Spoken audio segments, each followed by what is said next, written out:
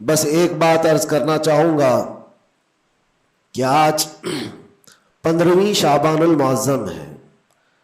ہماری زندگی کے سالوں میں سے ایک نئے سال کی شروعات ہے. حدیث پاک میں ملتا ہے کل کی رات اللہ تعالیٰ فرشتوں کو سارے معاملات تقسیم کر دیتا ہے، بندوں کے متعلق کیا کیا چیزیں سال بھر میں ہونے والی، اور فرشتوں کو سارے احکام بتا دیے جاتے ہیں. اس میں سے بسا اوقات ایسا ہوتا ہے کہ کسی کی موت لکھی گئی ہوئی ہوتی ہے اس سال، لیکن وہ بندہ شادی کی تیاریوں میں مصروف ہے. کسی کے 2 مہینے 3 مہینے کے بعد زندگی کے خاتمے کا عنوان لکھا گیا ہوگا، لیکن وہ اپنے بزنس پلان کر رہا ہوگا، وہ سفر کی تیاریاں کر رہا ہوگا. ہم میں سے بھی کسی کو معلوم نہیں کہ کل کی رات ہمارے لیے کیا حکم اللہ نے فرشتوں کو دیا ہے. اگر زندگی باقی ہے تو دعا کریں کہ اللہ تعالیٰ خیر و برکت والی زندگی عطا فرمائے، نیکیوں والی زندگی عطا فرمائے. اور ایک اہم بات جو آج سب جگہ گردش کر رہی ہوتی ہے، سرکولر ہوتی ہے، وہ یہ ہے کہ ہر بندہ اپنے اپنی غلطیوں کی معافی دوسرے سے مانگ رہا ہوتا ہے. اور یہ اس لیے بھی ہے کہ سب نے شاید یہ حدیث سنی ہوگی کہ ان بڑی راتوں میں اللہ تبارک و تعالی سارے بڑے گناہوں کو معاف کر دیتا ہے، لیکن چند لوگ ایسے ہیں جو ان راتوں میں بھی معاف نہیں ہوتے. ان میں سے ایک بندہ وہ ہے جو لوگوں کے تعلق کو ختم کرتا ہے، قطع تعلق کرنے والا. بھائیوں میں نفرت ہے، بھائی اور بہن میں نفرت ہے، باپ اور بیٹے میں نفرت ہے، رشتہ داریوں کو توڑا ہوا آدمی، اس کے لیے بھی کہا گیا اس رات میں اس کی بھی بخشش نہیں ہے. اور دوسری چیز یہ ہے کہ جو ہم گناہ کرتے ہیں اس کی 2 قسمیں ہیں، 2 قسم کے گناہ ہیں. کچھ گناہ وہ ہیں جن کا تعلق صرف اللہ سے ہے، اللہ جب چاہے معاف فرمائے گا. شراب پیا، زنا کیا، غلط کاریاں کیا، جھوٹ بولا ہے، یہ سارے گناہ وہ ہیں جس کی معافی اللہ سے ڈائریکٹ کی لی جائے گی. اس کو کہتے ہیں حقوق اللہ. اللہ تعالیٰ کریم ہے، اکرم الاکرمین ہے، جب چاہے اپنے بندوں کو معاف فرما دے. لیکن کچھ گناہ ایسے ہیں جن کا تعلق بندوں سے ہے.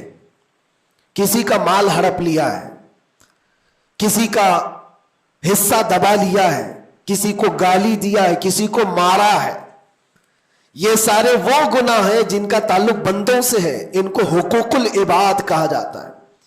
اور یہ گناہ زیادہ ڈینجر ہے، حقوق اللہ سے زیادہ ڈینجر حقوق العباد ہے. کیونکہ حدیث پاک میں ہے اللہ سے متعلق جو گناہ ہے وہ رب تعالیٰ جب چاہے معاف فرمائے گا، لیکن جو بندوں سے ریلیٹڈ ہے اللہ فرماتا ہے جب تک بندہ بندے کو معاف نہیں کرتا اللہ نہیں معاف فرمائے گا، اللہ معاف نہیں فرمائے گا. حضور پاک صلی اللہ تعالیٰ علیہ وسلم نے صحابہ سے پوچھا سب سے غریب آدمی کون ہے؟ تم جانتے ہو سب سے مفلس آدمی کون ہے؟ حضور صلی اللہ علیہ وسلم نے صحابہ سے پوچھا تو صحابہ نے کہا اللہ کے نبی زیادہ جانتے ہیں. آقا کونین صلی اللہ علیہ وسلم فرماتے ہیں سب سے زیادہ غریب قیامت کے دن وہ نہیں جس کے پاس پیسہ نہیں، مال نہیں، نیکیاں نہیں، وہ نہیں، بلکہ میرے آقا فرماتے ہیں قیامت کے دن ایک بندہ ایسا ہوگا جس کی نمازیں بھی بہت تھی، صدقات و خیرات بھی بہت تھے، حج بھی کیا تھا، زکوٰۃ بھی دیا تھا، عمرے بھی تھے، نفل عبادتیں بھی تھی، اس کی بہت نیکیاں لے کر کے آیا تھا. لیکن جس وقت وہ عدالت الہی میں پیش ہوا تو کئی لوگ کھڑے ہو گئے، ادھر سے ادھر سے آئے، رب تعالیٰ سے کہنے لگے مولا یہ نیک تو بہت ہے، نمازیں اس کی بہت ہے، حج بھی کیا ہے، عمرے بھی کیا ہے، لیکن میرے پیسے بھی دبا کر رکھا تھا. کوئی کہتا ہے کہ مولا میرا حق اس کے اوپر بنتا ہے، اس نے مجھے گالی دی تھی. کوئی کہتا ہے کہ مولا میرا بھی حق بنتا ہے، اس نے مجھے مارا تھا.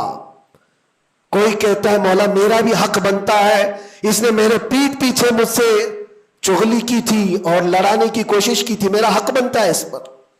تو یہ سارے حق طلب کرنے والے بندے کھڑے ہو جائیں گے اس کے خلاف جو نیکوکار تھا. اللہ تعالیٰ فرماتا ہے تم تم لوگوں کو اس سے کیا چاہیے؟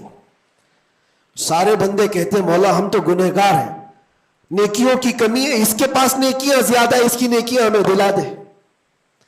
اب عدالت الہی کا یہ فیصلہ سنو، اللہ فرشتوں کو حکم دیتا ہے اس کے پاس جتنی نیکیاں ہیں وہ ان سب میں تقسیم کرو، جتنوں کا حق اس نے دبا رکھا ہے سب میں اس کی نیکیاں بانٹی جائیں۔ جب فرشتے اس کی نیکیاں نکال کر تقسیم کر رہے تھے، نیکیاں اس کی پوری ختم ہو گئی، حقداروں کا بھی حق پورا ہوا نہیں، کچھ اور بھی باقی رہ گئے تھے۔ وہ کہنے لگے مولا ہمارا بھی حق ہے اس کے اوپر، ہمارا بھی اس نے مال رکھا ہے۔ اللہ تعالیٰ فرماتا ہے اب اس کے پاس تو نیکیاں پوری ختم ہو گئی، تم چاہتے کیا ہو؟ وہ گنہگار تھے، وہ کہتے مولا ہم یہ چاہتے ہیں کہ ہمارے گناہ اٹھا کر کے اس پر ڈال دیں، ہمارا بوجھ تو کم ہو جائے۔ حکم ہوگا رب تعالیٰ کا کہ اس کے اوپر ان کا حق بنتا ہے، لہذا ان کے گناہ اٹھا کر کے اس کے اوپر ڈالو۔ حدیث پاک میں میرے آقا فرماتے ہیں لے کے تو چلا تھا بہت ساری نیکیاں، لیکن وہاں سب بٹ گئی، الٹا دوسروں کے گناہ اپنے سر پر لے لیا اور سیدھے اس کو فرشتے جہنم میں لے کر جاتے ہیں۔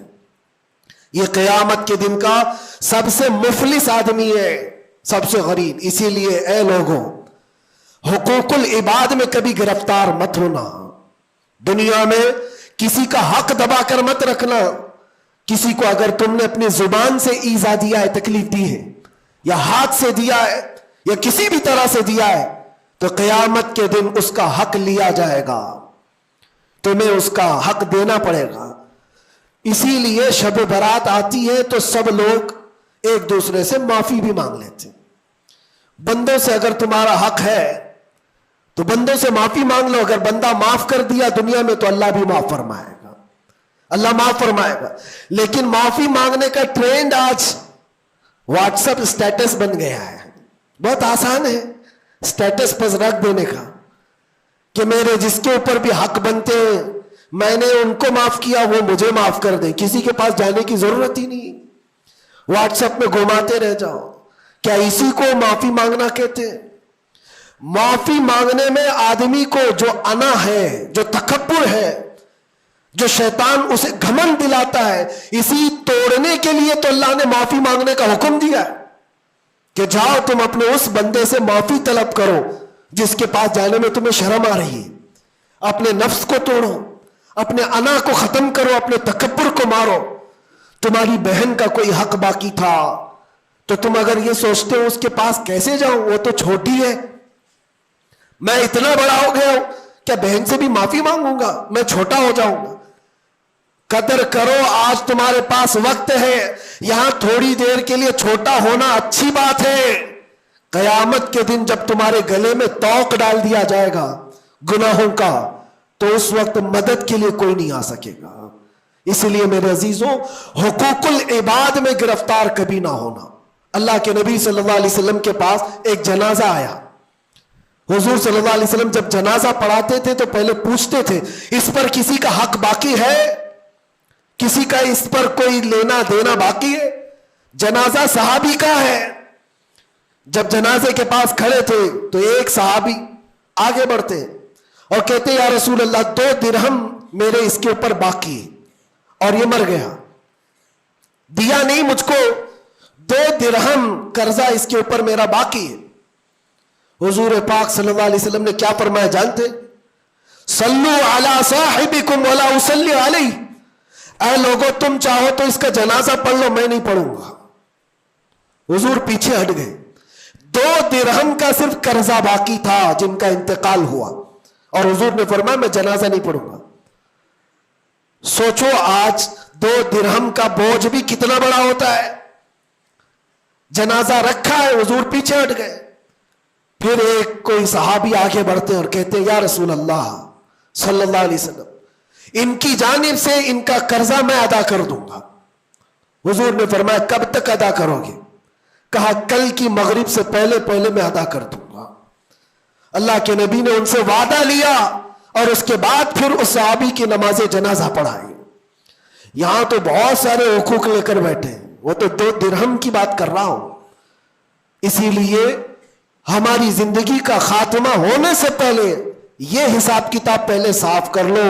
حاسبو قبل ان تحاسبو، اپنا حساب کلیئر رکھو اس سے پہلے کہ تمہارا حساب لیا جائے. اللہ کریم ہم سب کو کہنے سننے سے زیادہ عمل کی توفیق عطا فرمائے. رب تبارک و تعالی شعبان المعظم کے اس پاکیزہ مہینے کو ہم سب کے لیے نیکیوں والا اور خیر و برکت والا مہینہ بنائے. الہ العالمین قدیر و جبار خدا، جب تو نے رجب اور شعبان ہمیں دکھایا ہے تو رمضان تک ہماری زندگی عطا فرما. وآخر دعوانا الحمد للہ رب العالمین. السلام علیکم.